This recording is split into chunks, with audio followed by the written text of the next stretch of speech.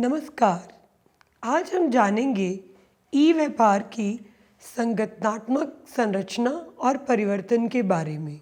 सबसे पहले हम शुरुआत करेंगे इसकी बुनियादी जानकारी से। एक ई कॉमर्स इकाई की संगठनात्मक संरचना जिसके साथ एक कंपनी अपना ऑनलाइन व्यवसाय संचालित करती है। इस संगठनात्मक इकाई के लिए बुनियादी मानकों और आवश्यकताओं को आमतौर पर ई कॉमर्स वितरण रणनीति या व्यक्तिगत चैनल रणनीतियों के ढांचे के भीतर परिभाषित किया गया है। यह एक ई कॉमर्स व्यवसाय मॉडल को प्रभावित करने वाले प्रमुख घटकों और कई प्रमुख मुद्दों की पहचान करता है। इसका उपयोग ई कॉमर्स व्यवसाय उपक्रमों की योजना बनाने और उन्हें लागू करने में व्यावसायिक अधिकारियों और उद्यमियों की मदद करता है। ई कॉमर्स या ई बिजनेस केवल इंटरनेट, वेबसाइट या .com कंपनीज नहीं है। यह एक नई व्यावसायिक अवधारणा के बारे में है जिसमें पिछले सभी व्यवसाय प्रबंधन और आर्थिक अवधारणाएं शामिल हैं। एक फर्म की ई कॉमर्स इकाइयां समर्थन संसाधनों जैसे HR, वित्तीय, लेखा, डेटा प्रोसेसिंग आदि को अलग अलग डिग्री में साझा कर सकती है। एक विशिष्ट ई कॉमर्स क्षेत्र जो कंपनी की वर्तमान संरचना से पूरी तरह से अलग है। ई कॉमर्स संचालन को संभालने में अधिक गति और संसाधनों का दोहराव भी शामिल है जो लागत को बढ़ा सकता है और ई कॉमर्स संरचना को अलग कर सकता है। चलिए अब हम आगे चर्चा करते हैं ई कॉमर्स फर्म के संगठनात्मक ढांचे में विभिन्न विभागों यानी सिस्टम के बारे में, जिसका पहला विभाग का नाम है प्रबंधन सूचना प्रणाली या मैनेजमेंट इंफॉर्मेशन सिस्टम, जिसे हम MIS भी कह सकते हैं। सूचना प्रणाली को लोगों, प्रक्रिया और संसाधनों के समूह के रूप में परिभाषित किया जा सकता है जो एक संगठन में जानकारी एकत्र, पवित्रित और प्रसारित करता है। यह एक ऐसी प्रणाली है जो डेटा संसाधनों को इनपुट के रूप में स्वीकार करती है और उन्हें आउटपुट के रूप में सूचना उत्पादों में संसाधित करती है। यह एक गतिशील कारोबारी माहौल में उद्यम के व्यावसायिक मूल्य को बढ़ाने के लिए एक संगठन की व्यावसायिक रणनीतियों, व्यावसायिक प्रतिक्रियाओं, संगठनात्मक संरचनाओं और संस्कृति का समर्थन करती है। सूचना प्रणाली पूर्वानुमान और अनुमान प्रदान करती है और उन्नत जानकारी उत्पन्न करती है। यह संगठन के भीतर सभी उप प्रणालियों के बीच संबंध बनाता है। यह फर्म के अन्य सभी विभागों के लिए एक केंद्रीय डेटाबेस की तरह काम करता है। MIS के दो उपभोग हैं। पहला भाग का नाम है ऑपरेशनल सपोर्ट सिस्टम, जिसे हम OSS के नाम से भी जानते हैं। एक परिचालन समर्थन प्रणाली यानी OSS कार्यक्रमों का एक समूह है जो संचार सेवा प्रदाता को टेलीफोन या कंप्यूटर नेटवर्क की निगरानी, नियंत्रण, विश्लेषण और प्रबंधन में मदद करता है। ये विभाग पारंपरिक वॉइस, टेलीफोन सिस्टम, पैकेट उन्मुक्त इंटरनेट, ट्रैफिक, टेलीकॉन्फ्रेंसिंग और DSL जैसे ब्रॉडबैंड अनुप्रयोगों के साथ अभिसरण करता है। OSS जैसे अधिक परिष्कृत सिस्टम को नेटवर्क घटकों का उपयोग ट्रैफिक पैटर्न को ऑर्डर करने और ट्रैक करने जैसी गतिविधियों की आवश्यकता होती है, जैसे बिलिंग और रिपोर्टिंग आदि। इस प्रकार के सॉफ्टवेयर एप्लीकेशन व्यवसाय समर्थन प्रणाली BSS के साथ ऑर्डरिंग, बिलिंग और समर्थन सहित अधिकांश ग्राहक सामना करने वाली गतिविधियों का समर्थन करते हैं। OSS सिस्टम के विकास में अक्सर सूचना प्रौद्योगिकी, जिसे आप IIT विशेषज्ञता के साथ साथ इंटीग्रेट्स की मदद भी शामिल होती है, जो यह सुनिश्चित कर सकती है कि सॉफ्टवेयर ई-कॉमर्स है या ई-व्यापार है या नहीं। MIS का दूसरा भाग, जिसे प्रबंधन सहायता प्रणाली भी कहा जाता है। प्रबंधन सहायता प्रणाली सूचना संसाधनों के प्रबंधकीय उपयोग पर ध्यान केंद्रित करती है। ये सिस्टम योजना और निर्णय लेने के प्रबंधन के लिए जानकारी प्रदान करते हैं। इन प्रणालियों द्वारा प्रदान की गई जानकारी विभिन्न डेटा विश्लेषण उपकरणों का उपयोग करके आंतरिक और बाहरी दोनों डेटा पर आधारित होती है।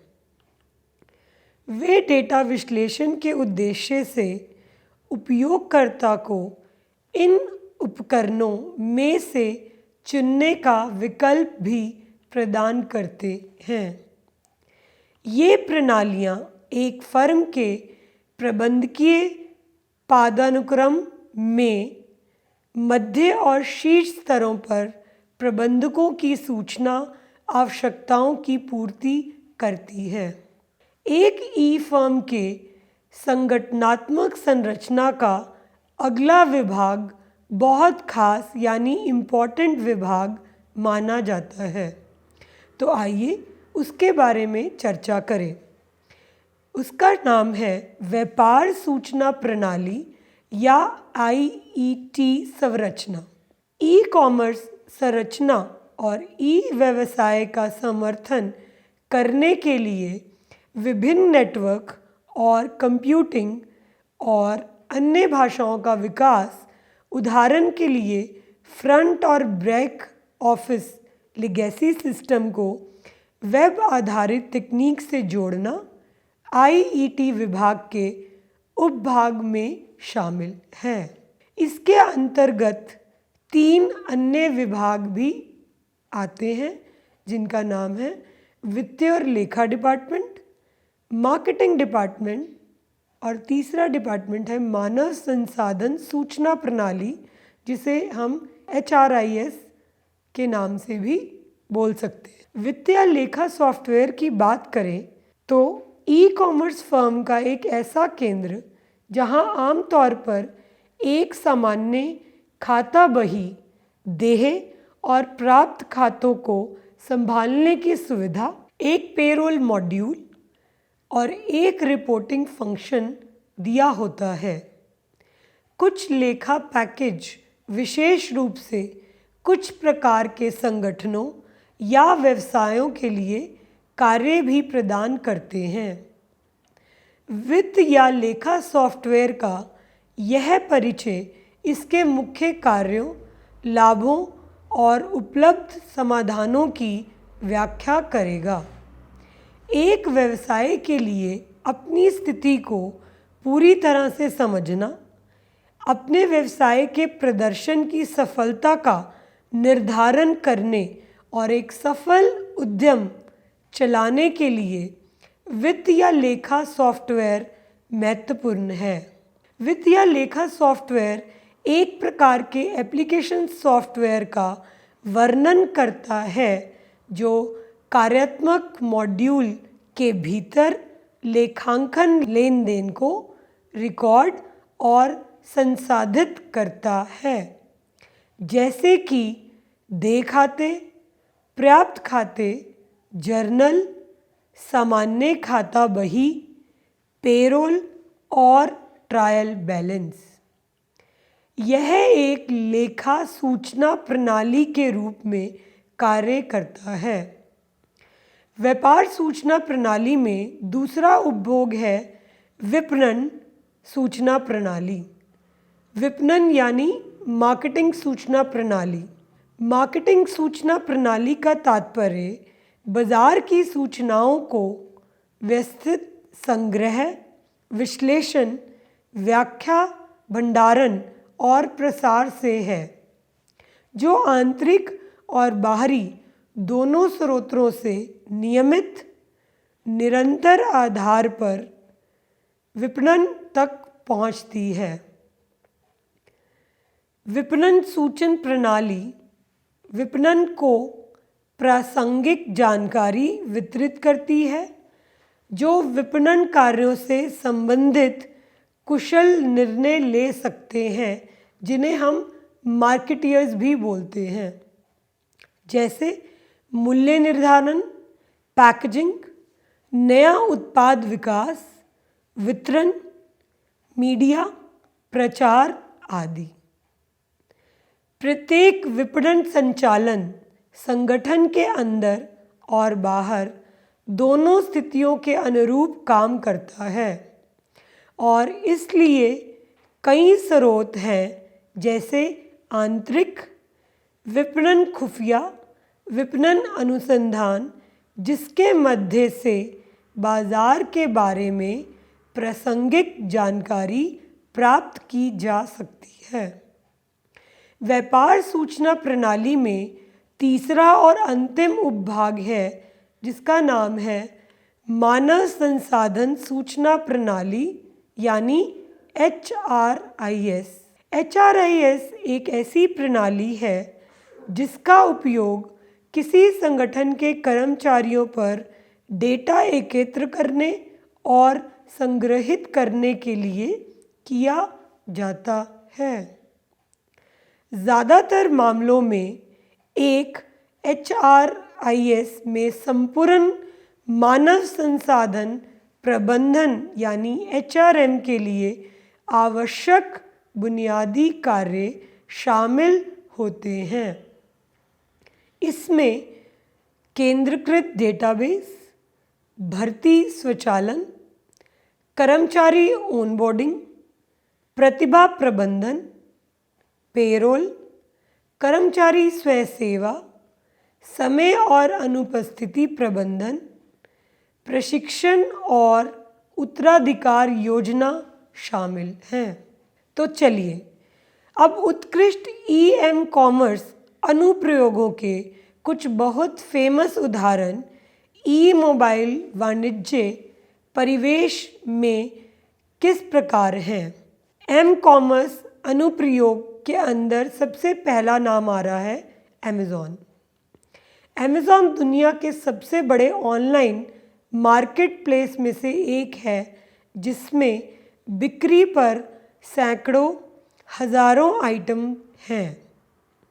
इस सारी सामग्री को उपयोगकर्ता के अनुकूल और सहज ज्ञान युक्त ऐप में पैक करना निश्चित रूप से चुनौतीपूर्ण था, लेकिन अमेज़ॉन का एम-कॉमर्स ऐप हल्का और तेज़ है, जिससे इसके उपयोगकर्ता कुछ ही क्लिक के साथ विभिन्न मापदंडों का उपयोग करके उत्पादों की एक विस्तृत श्रृंखला को खोज और फिल्टर कर सकते हैं। इसके अलावा Amazon एक सुगम चेकआउट अनुभव बनाने के लिए कई भुगतान गेटवे प्रदान करता है। उपयोगकर्ताओं को अप टू मिनट अपडेट में उनके ऑर्डर की स्थिति के बारे में भी सूचित किया जाता है। ऐप स्थानीयकरण सेवाओं का भी लाभ उठाता है ताकि उपयोगकर्ताओं को आसपास स्थिति व्यवसायों से अवसर खोजने में सहायता मिल सके। दूसरा एग्जाम्पल है स्टारबक्स। वैश्विक कॉफ़ी शॉप श्रृंखला ने इस ऐप को मुख्य रूप से मोबाइल भुगतान को सक्षम करने और उनके वफादारी कार्यक्रम को बढ़ावा देने के लिए बनाया है। ग्राहक अपने लॉयल्टी कार्ड में धनराशि जोड़ सकते हैं और स्टारबक्स कॉफ़ी की दुकानों पर पेय खरीदने के लिए अपने फ़ोन का उपयोग कर सकते हैं। वे चलते फिरते लॉयल्टी पॉइंट अर्जित कर सकते हैं और फिर उन्हें मुफ्त रिफ़िल या स्नैक्स के लिए एक्सचेंज कर सकते हैं। ऐप जियो लोकेशन सेवाओं का भी लाभ उठाता है और उपयोगकर्ताओं को आसपास के स्टोर का शीघ्रता से पता लगाने में भी मदद करता है। तीसरा एग्जाम्पल है उबर। ई कॉमर्स के बारे में सोचते समय उबर पहली चीज़ नहीं हो सकता है, लेकिन यह अग्रणी ऑन डिमांड कार सेवा ऐप वास्तव में मोबाइल वाणिज्य क्षमताओं का एक बड़ा उदाहरण है। सवारों को ड्राइवरों से जोड़कर ऐप रास्ते में कार की प्रगति तक पहुंचाने के लिए जीपीएस तकनीक का उपयोग करता है। यह उपयोगकर्ताओं को विभिन्न प्रकार के वाहनों की तुलना करने और अपने मोबाइल वॉलेट का प्रयोग कर सवारी के लिए भुगतान करने की भी अनुमति देता है। सवारी पूरी करने के बाद चालक और यात्री दोनों एक दूसरे को रेट कर सकते हैं और अपनी प्रतिक्रिया छोड़ सकते हैं। चौथा एग्जाम्पल स्विगी का रहेगा। स्विगी भारत का सबसे बड़ा ऑनलाइन फूड ऑर्डरिंग और डिलीवरी प्लेटफॉर्म है, जिसे जुलाई 2014 में स्थापित किया गया था। स्विगी बेंगलौर भारत में स्थित है और सितंबर 2021 तक 500 भारतीय शहरों में काम कर रहा है। यह ग्राहकों और रेस्टोरेंट के बीच एक सेतु का काम करता है। इनसे एक प्रौद्योगिकी मंच का उपयोग किया जा सकता है जो ग्राहकों को आसपास के रेस्तरां से खाना ऑर्डर करने और उनके दरवाजे तक पहुंचाने की अनुमति देता है।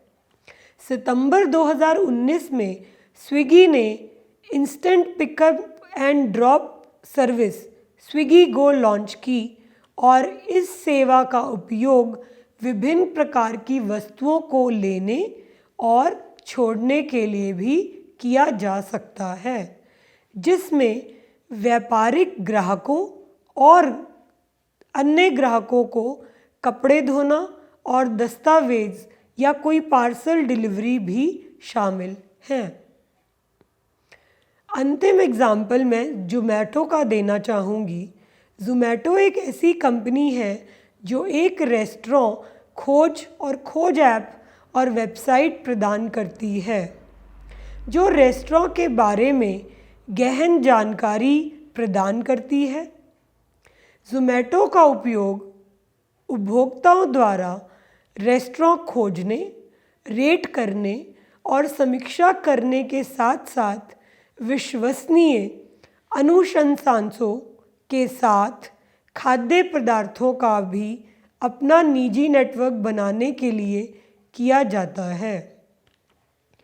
इनसे ऑनलाइन ऑर्डरिंग, टेबल रिजर्वेशन और एक पॉइंट ऑफ सेल सिस्टम को शामिल करने के लिए अपनी पेशकश का विस्तार किया है, जो रेस्टोरेंट व्यवसायों और ग्राहकों को जोड़ने के लिए तकनीक का निर्माण करता है।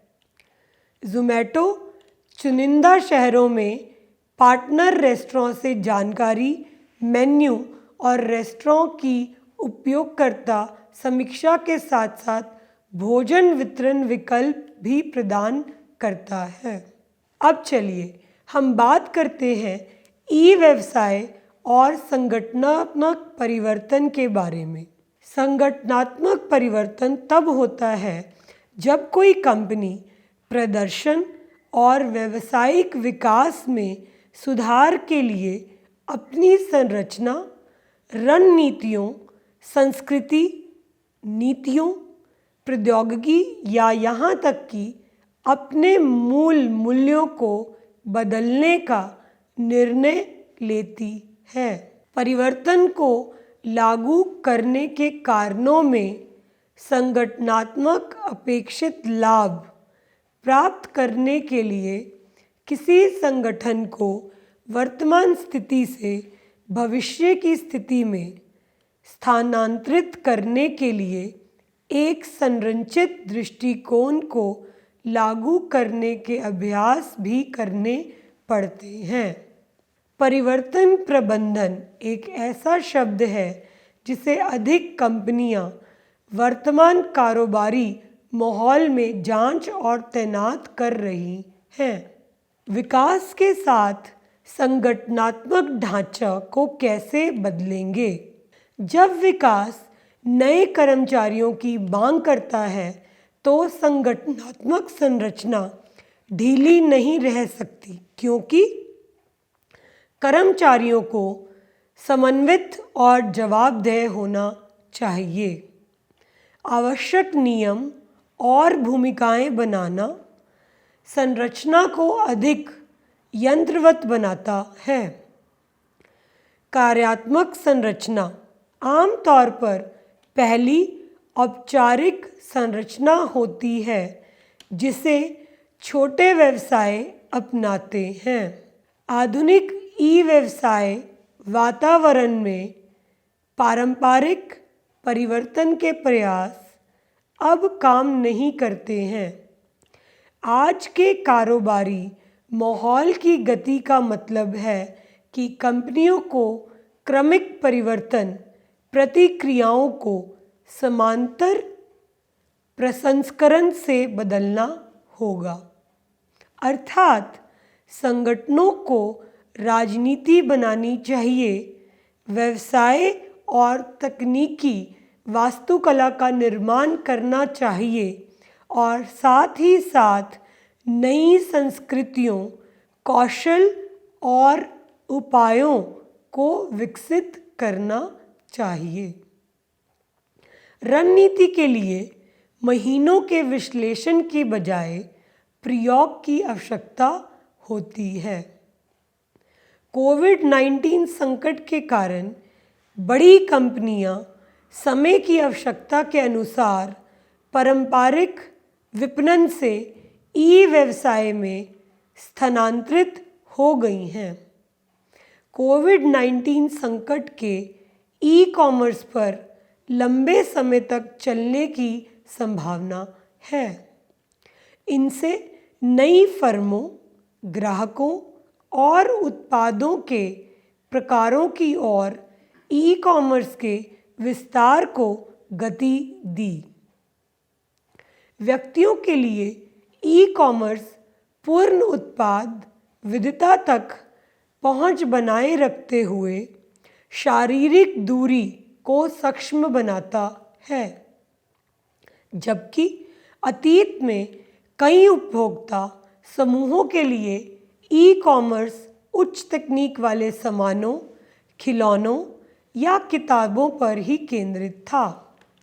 अब इसमें तेजी से ऐसे सामान शामिल हैं जिनकी उपलब्धता आबादी के एक बड़े हिस्से के लिए महत्वपूर्ण है, जिसमें किराने का सामान, दवा और अन्य आवश्यकताएं शामिल हैं।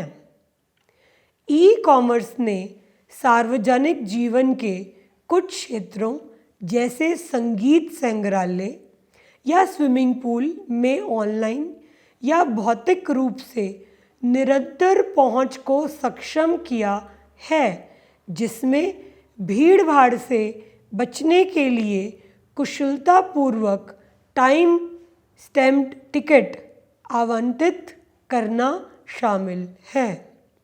इसी तरह कई फर्मों के लिए ई कॉमर्स अब एक महत्वपूर्ण वैकल्पिक या पूरक बिक्री रणनीति है, जो संपर्क प्रतिबंधों और अन्य कारावास उपायों के बावजूद निरंतर संचालन की अनुमति देता है। जैसे जैसे डिजिटल परिवर्तन आगे बढ़ता है, नए व्यवसाय मॉडल ऐसे तरीकों से सामने आते हैं जिनकी भविष्यवाणी करना मुश्किल होता है और जो पारंपरिक नीतिगत ढांचे को चुनौती देते हैं। नियामक ढांचे ऑनलाइन और ऑफलाइन वाणिज्य के बीच कृत्रिम भेद को संरक्षित कर सकते हैं।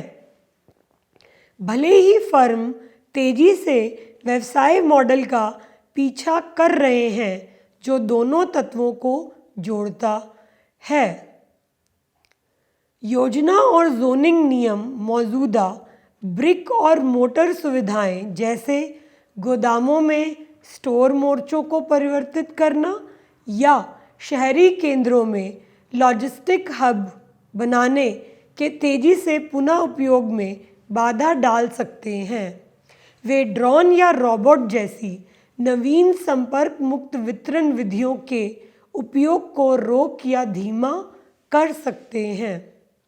यह कोविड-19 संकट के समय में विशेष रूप से प्रासंगिक है, जब फर्मों को अपने आर्थिक अस्तित्व को सुनिश्चित करने के लिए भौतिक बातचीत या आपूर्ति श्रृंखला व्यवधानों की सीमाओं के अनुकूल होना चाहिए और नए व्यावसायिक कार्यों और रसद संसाधनों को समायोजित करना चाहिए। एग्जाम्पल के बारे में बात करें तो रेस्टोरेंट को अपनी छत की जगह बढ़ाने और अतिरिक्त बाइकिंग लेन बनाने की अनुमति देना सरकारों को ई कॉमर्स के संदर्भ में समान लचीलेपन पर विचार करना चाहिए। उदाहरण के लिए उचित निगरानी और मूल्यांकन प्रायोगिक नियामक छूट जैसे पर निर्भर होना चाहिए, जिनका सफलतापूर्वक ड्रोन और डिजिटल भुगतान तंत्र जैसी नई तकनीकों का परीक्षण करने के लिए उपयोग किया गया है। सरकारें फर्मों के लिए अनिश्चितता को कम कर सकती है। दूसरे उदाहरण में कह सकते हैं, ओमनी चैनल बिजनेस मॉडल के नियमों के संबंध में मौजूदा नियमों और विशेष व्यावसायिक मॉडल के लिए उनके निहितार्थ के बारे में स्पष्ट जानकारी प्रदान करके हम एक अच्छा परिवर्तन ला सकते हैं। एक अच्छा अभ्यास जो कोविड-19 के जवाब में अपने व्यवसाय मॉडल को बदलने वाली फर्मों को विशिष्ट और सरलीकृत सलाह प्रदान करने में मदद कर सकता है। कुछ ऑनलाइन प्लेटफॉर्म ने कोविड-19 संकट की प्रतिक्रिया के रूप में ई कॉमर्स के संक्रमण में सीधे तौर पर एसएमईज का समर्थन किया है। उदाहरण के लिए eBay.uk ने अस्थायी रूप से छोटे विक्रेताओं के लिए पंजीकरण शुल्क को गिरा दिया। स्थापित विक्रेताओं और संरक्षित विक्रेताओं के लिए दर से वितरण या रद्द होने के कारण उनकी विक्रेता रेटिंग में गिरावट से मुक्त लिस्टिंग प्रचार स्थापित किया। ब्राज़ील में बड़े ऑनलाइन विक्रेताओं या प्लेटफॉर्मों ने एसएमई के लिए अपने बिक्री प्लेटफॉर्म खोले, जिसमें उनको रसद बुनियादी ढांचे तक पहुंच प्रदान करना या एसएमई को वित्तीय रूप से समर्थन करना शामिल है।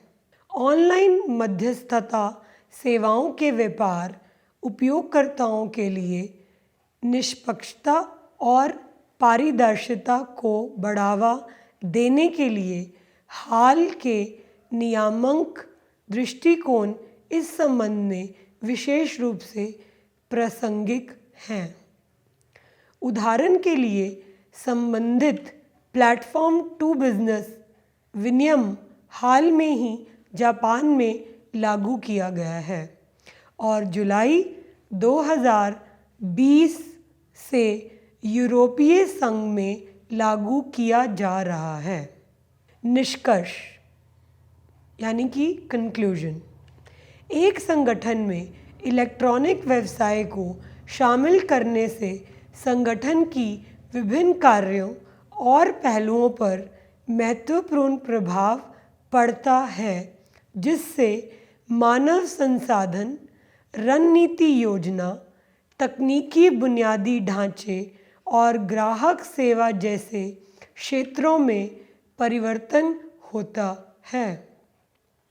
एक सफल ई-बिज़नेस प्रोग्राम के लिए यह महत्वपूर्ण है कि निर्णय निर्माता इन परिवर्तनों की प्रकृति, उनके संभावित प्रभाव, उनके लिए योजना और परिवर्तन प्रक्रिया को इस तरह से प्रबंधित करे कि सभी संबंधित हितधारकों की खरीद सुनिश्चित हो सके। ई-बिज़नेस पहल को लागू करने का निर्णय हल्के में नहीं लिया जाना चाहिए और आगे बढ़ने का निर्णय लेने से पहले इस तरह के उद्यम से प्राप्त होने वाले लाभों की अच्छी तरह से जांच की जानी चाहिए। मार्च 2020 में दुनिया का अधिकांश हिस्सा लॉकडाउन में चला गया, जिससे कई व्यवसायों को अस्थायी रूप से बंद करना पड़ा। देश धीरे धीरे प्रतिबंधों में ढील दे रहे हैं, लेकिन भविष्य अभी भी अनिश्चित है। यहाँ तक कि जो व्यवसाय फिर से खुल रहे हैं, उनमें सामाजिक गड़बड़ी, मास्क पहनना और एक समय में कितने ग्राहक एक स्थान में प्रवेश कर सकते हैं, इस पर प्रतिबंध है। जब पारंपरिक खरीदारी मुश्किल हो जाती है या डरावनी भी हो सकती है, तो लोगों का झुकाव ऑनलाइन खरीदारी के लिए बढ़ जाता है। तथ्य यह है कि उपभोक्ता पहले से ही अमेज़न और अन्य ऑनलाइन विक्रेताओं को खुले हाथ से गले लगा रहे थे और इस संक्रमण यानी कोविड-19 के बाद और आसान कर दिया गया है। 2020 में ऑनलाइन राजस्व वृद्धि 44% थी, यानी कि 44%, और 2021 में यह साल दर साल 39% बढ़ी है। इस बात की अच्छी संभावना है कि क्वारंटाइन के बाद की दुनिया में यह चलन जारी रहेगा। कारोबार पूरी तरह से फिर से खुलने पर भी ऑनलाइन शॉपिंग के फ़ायदे गायब नहीं होने वाले हैं। यह सब इस ओर इशारा करता है कि आपके ई-कॉमर्स प्रयासों को शुरू करने या दोगुना करने का एक आदर्श समय यही है। महामारी ने ऑनलाइन बिक्री के समय से ही विस्फोट की प्रवृत्ति को और भी महत्वपूर्ण बना दिया है। ई कॉमर्स की लोकप्रियता कोई नई कहानी नहीं है। अमेज़ॉन, वॉलमार्ट, अलीबाबा जैसे बड़े खिलाड़ी पिछले कुछ वर्षों से तेज़ी से विस्तार कर रहे हैं। हालांकि कोविड-19 महामारी ने ऑनलाइन शॉपिंग आंदोलन की सुविधा के विकास को गति दी है। ई बिजनेस योजनाओं को कॉरपोरेट रणनीति के हिस्से के रूप में तैयार किया जाना चाहिए और प्रतिक्रियाओं, शासन और लोगों पर ई बिजनेस के प्रभाव को ध्यान में रखना चाहिए। यह महत्वपूर्ण है कि कंपनियां एकल सुसंगत योजना बनाएं, निर्णय लेने की प्रक्रियाओं को औपचारिक बनाएं और पूरे संगठन में ई बिजनेस पहलों को संक्षेपित करें और कॉरपोरेट लक्ष्यों के साथ ई बिजनेस योजना को एकत्रित करें। मुझे उम्मीद है मैंने इस विषय के सभी महत्वपूर्ण पहलुओं को समझाने की पूरी कोशिश की है। इन शब्दों के साथ धन्यवाद।